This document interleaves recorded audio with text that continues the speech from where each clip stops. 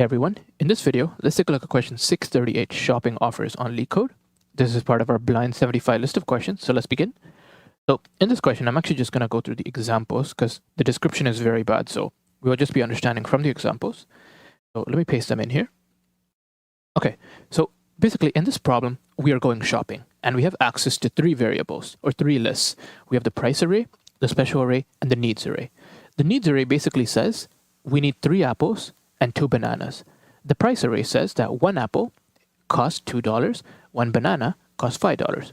What we want to do in this question is we basically want to figure out what is the minimum cost that we can pay to fulfill what we need. So what is the minimum cost in which I can get 3 apples and 2 bananas? Well, one way we could do that is simply by buying them outright, right? So one thing you could do is that for 3 apples, you could pay $2 each, so that's $6 for the apples.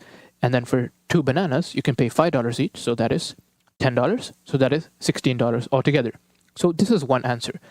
But this is actually not the best one. The best one, we have to use something called special. So this is kind of like your, you can think of it as like a discount or something like that.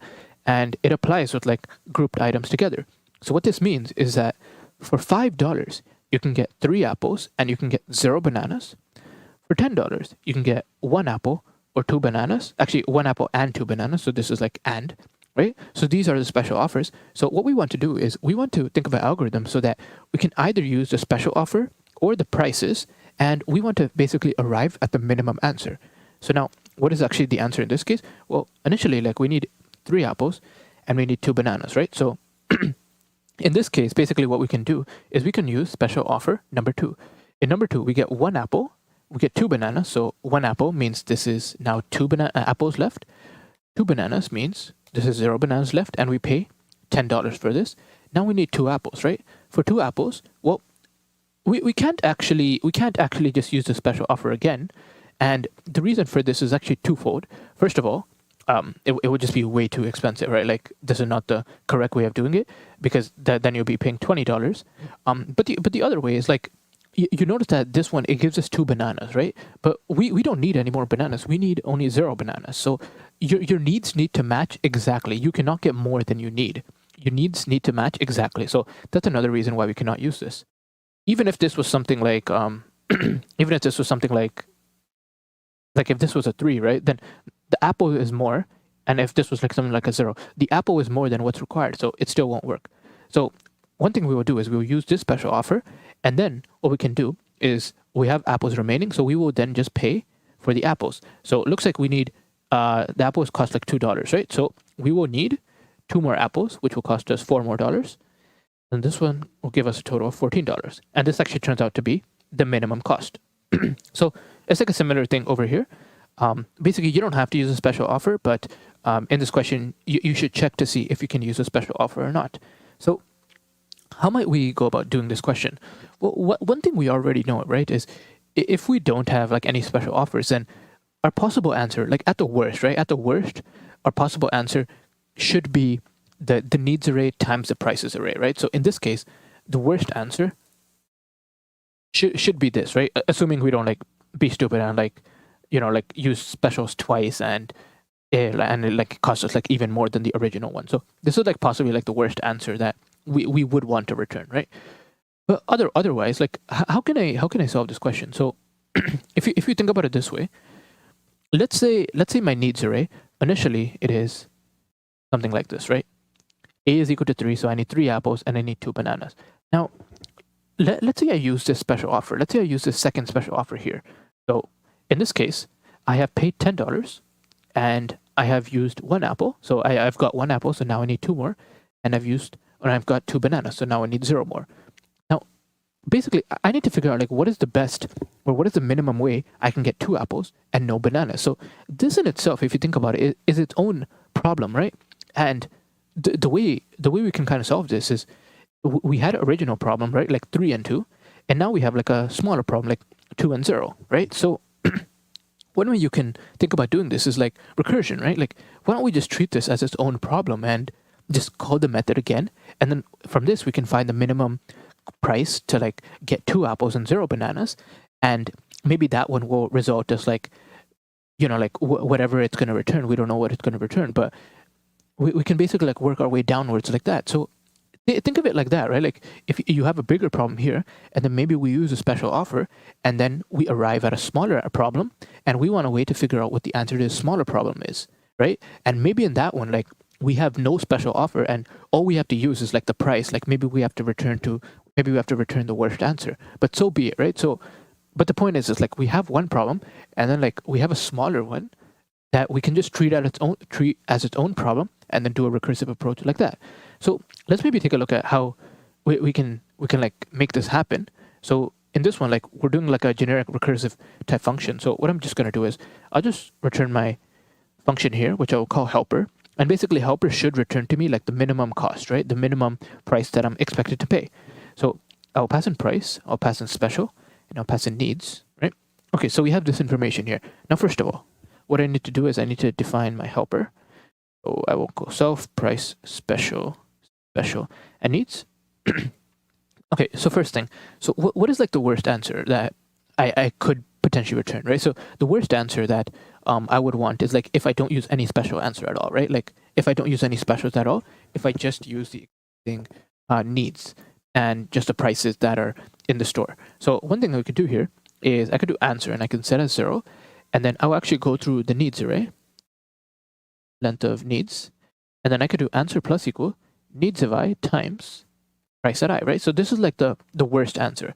And in the very end, what I want to do is I want to return this answer, but actually like in the middle, we will calculate to see if there is a better answer through our recursive call. So let's see if we can do this. Okay, so here we are not using any of the special, right? Like we are just using the price and the needs on its own. But now let's see if we can use a special. So I can do something like for special, or I can do like for offer in special, right? In special, something like this. So what can I do here? Well, one thing I could do here is I need to first of all figure out whether or not this special is even valid, right? Because as we discussed earlier, you need to have the exact amount, or you need to have a little bit less offered by your special. You cannot have more offered by your special. If you have something like this, then it's not going to work. This is not allowed. So we need to somehow check this. So what can we do? So let's say we have a valid flag, and initially it's true. And then what we could do is we could maybe go through our special. So we will just cycle through needs. So here needs, like maybe needs is something like 3 and 2, think of it, right? So now what do I need to do? Well, I need to basically check, like I need 3 apples, right? I need to make sure that this special is giving me 3 apples or less. I want to make sure it doesn't give me 4 apples. If it gives me 4 apples potentially, then it's false, right? Like we cannot support this. So one thing I could check is I could basically check if needs at I, if this is less than, like if the offer is giving me more offer at I, right? If this is case, then valid is false, right? This is not a valid one. And then so we can actually break. We don't even need to look at the rest of them. So by the time we reach here, either the offer is valid or it's not valid. We don't know.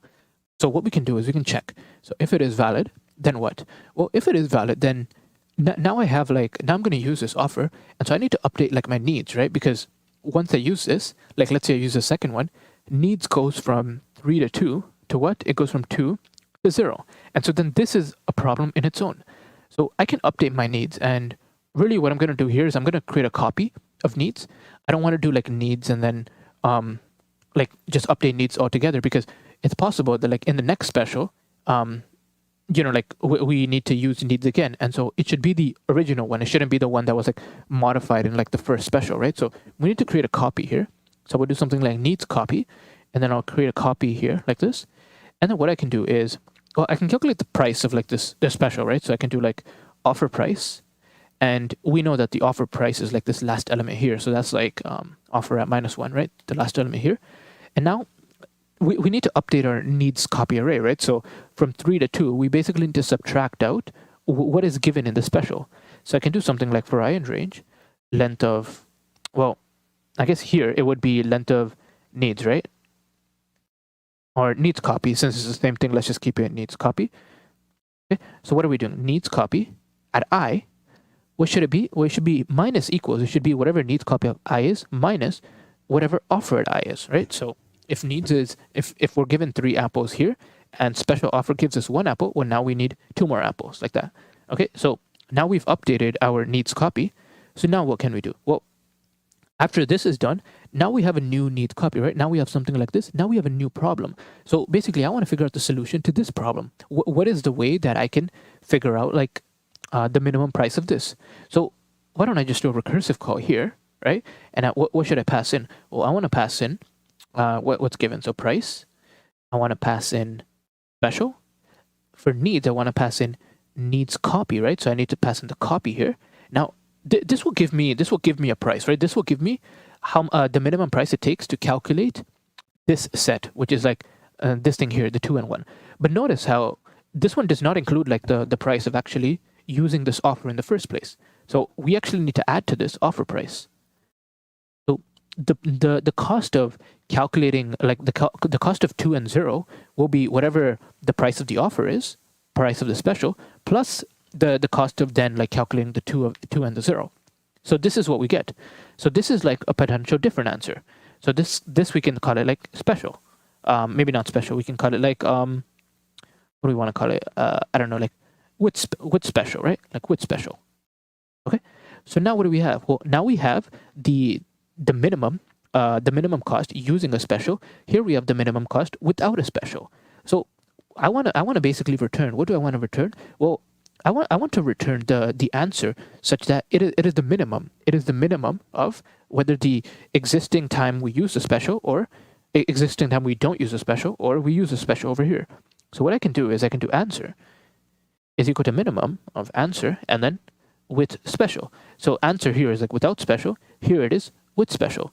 So that's basically like what I'm doing. And then this is all really there is to the problem. So if I go ahead and run my example test cases, and it looks like I have a bug somewhere right here. So let me go ahead and run my example test cases now. Okay, it works. Let me try to go and submit it.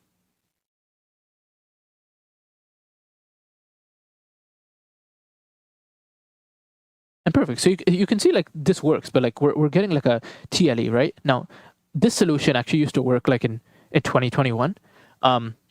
But it doesn't work now, and it's because they added in like this super long test case. So the way to kind of go around this, like our approach is still correct.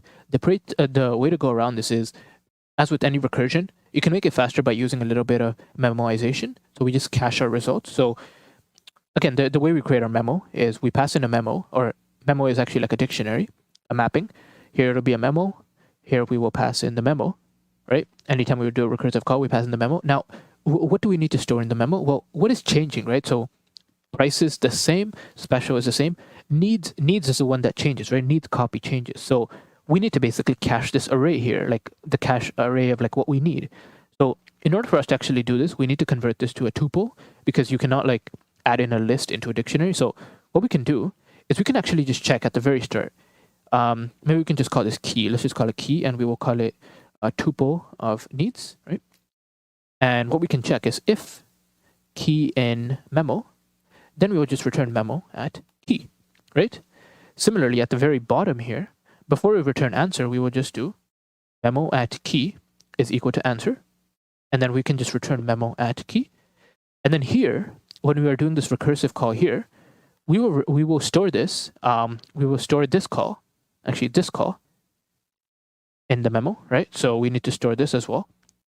And actually, now that I think about it, we don't need to store this because because it's returning like down here, right? So we actually don't need to do anything here, because if this is potentially in the memo, then it will get like a hit over here. So then we don't have to do anything about it. So let's go ahead and run these test cases here. And then I'll actually open this on the side. So let me go ahead and see what this test case is. I will paste this in. And with any luck, we'll get the answer. Okay, cool. And so now let's go ahead and click submit. And perfect. So this is how we do the question.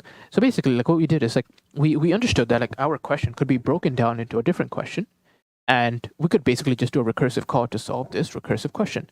And so that's how we did it.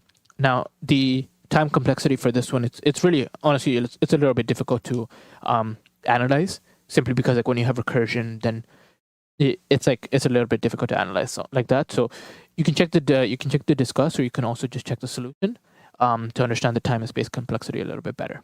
Okay, thank you for watching.